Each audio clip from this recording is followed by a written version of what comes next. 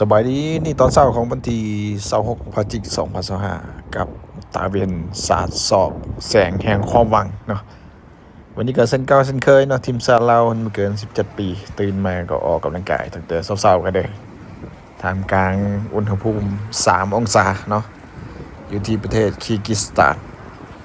ตอนเช้าวันนี้ก็เป็นการอบอุ่นทางกายเหยียดแข้งเหยียดขาก่อนที่มื้อแลงจะลงสนามแข่งขันนัดสำคัญเนาะพบกับทีมชาติปากีสถานเนาะ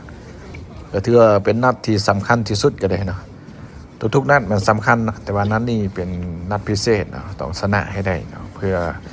เก็บโอกาสของหอบสดใสก็ได้ถ้าว่าชนะทางนั้นปากีสถานได้เนาะถือว่าเป็นงานหนักเนาะนี่ก็เป็นกอล์ฟเนาะพาน้องๆพาเพื่อนร่วมทีมเนาะเหยียดแข้งเหยียดขาใช้เวลาอยู่ประมาณ30นาทีกันอย่างกับแฮมท่ามกลางตะเวนศาสตร์แสงแห่งความหวังเนาะเดี๋ยวเริ่มเมื่อกันละกันเนาะมื้อแรงเขาเจอกันเนาะ 16:00 เวลาในประเทศลาวนะก็ต้องเบิ่งว่าทางทีมชาติลาวจะสามารถรักษาอันดับที่1ของกลุ่มได้หรือบ่ก็ถ้าติดตามกันเบิ่งพวกเขาจะเฮ็ดให้ดีที่สุดเพื่อยึดที่1ของกลุ่มต่อไป